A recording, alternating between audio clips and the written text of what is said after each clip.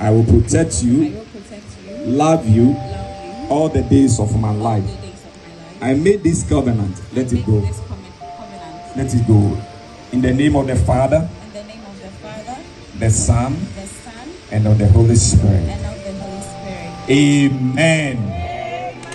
Amen.